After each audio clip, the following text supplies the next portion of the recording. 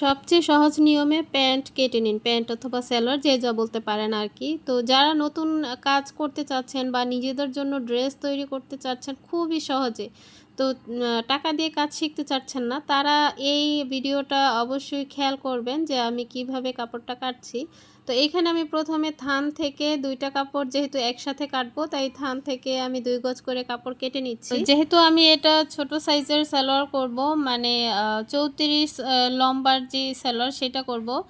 আর এর জন্য আমি এখানে ২ গজ করে কাপড় কেটে নিচ্ছি। তো ২ গজে দেখা যাচ্ছে ৩৪ এর সাথে আর ২ ইঞ্চি যোগ দিলেই কিন্তু ৩৬ ইঞ্চি হয়।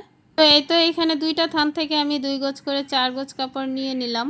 ভিডিওটি এই পর্যন্ত যারা এসেছেন প্লিজ একটা লাইক দিয়ে দিবেন, যারা নতুন আছেন প্লিজ সাবস্ক্রাইব করে পাশে থাকার অনুরোধ রইল। তো যাই হোক, ২ টা কাপড় আমি এখন ভাঁজ খুলে তারপরে আবার সুন্দর করে ২ টা ভাঁজ দিয়ে নিব। তো প্রথমে লম্বালম্বিভাবে একটা ভাঁজ দিব, তারপরে চওড়াভাবে আরেকটা ভাঁজ দিব। আশা করি বুঝতে পারছেন। ভাঁজ দিয়ে অবশ্যই চারিপাশটা সমান করে নিতে হবে সব দিক থেকে। এরপরে ২ টা পার্টাই আমি একসাথে বসিয়ে নিব। তো এইভাবে করে একই মাপের হলে কিন্তু ২ টা ৩ টা সালোয়ার একই সাথে কাটা যায়, করে কিন্তু সময় অনেকখানি বেঁচে যায়। তো এই তো এরপরে যেই সালোয়ারটার মাপে এই সালোয়ারটা কাটবেন সেই সালোয়ারটা নিয়ে নেবেন। অবশ্যই কাপড়গুলো হাত দিয়ে ভালোভাবে বিছিয়ে নিতে হবে। আমি এভাবে দেখাচ্ছি, এর কারণ হচ্ছে যারা টাকা দিয়ে কাজ শিখতে চাচ্ছেন না, মানে খুব সহজে যাতে মজুরিটা বেঁচে যায়, নিজের ড্রেসটা যাতে নিজে তৈরি করতে পারেন, নিজের সালোয়ারগুলো যাতে নিজে তৈরি করতে পারেন, এর জন্যই এই সিস্টেম। আর এটা হচ্ছে একটা প্লাজো, মানে বেশি লুজও হবে না আর বেশি ফিটিংও হবে না, এরকম। তো সেলাই করা যেই প্লাজোটা সেইটার মাপেই আমি আবার বসিয়ে নিচ্ছি। তো এইটা বসিয়ে সেম এইটার মাপেই আমি সুন্দর করে দাগ করে নিব। তো এই সালোয়ারটা একটুখানি শর্ট ছিল, তাই এইটার চাইতে একটু লম্বা হবে।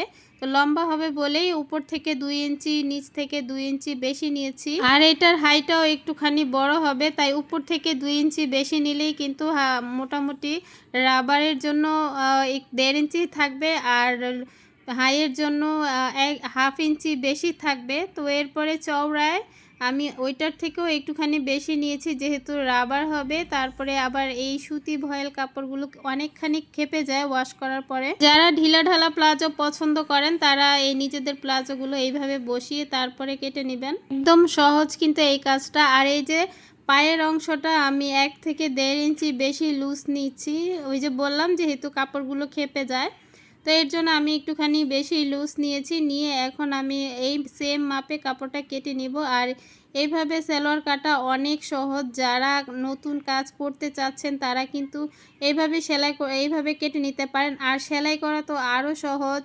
নিচে পায়ের বর্ডার সেলাই করে, হাই বর্ডার সেলাই করে, তারপরেও যদি আপনারা কেউ সেলাইটা দেখতে চান তাহলে কমেন্ট করে জানাবেন, আমি সেলাই সহ প্লাজো তৈরি করা দেখাবো। তো এই তো এখন আমি দাগ অনুযায়ী কাপড়টা কেটে নিব। আর সেলাই করার সময় 1/2 ইঞ্চি করে সেলাই করে নিলেই কিন্তু হয়ে যাবে।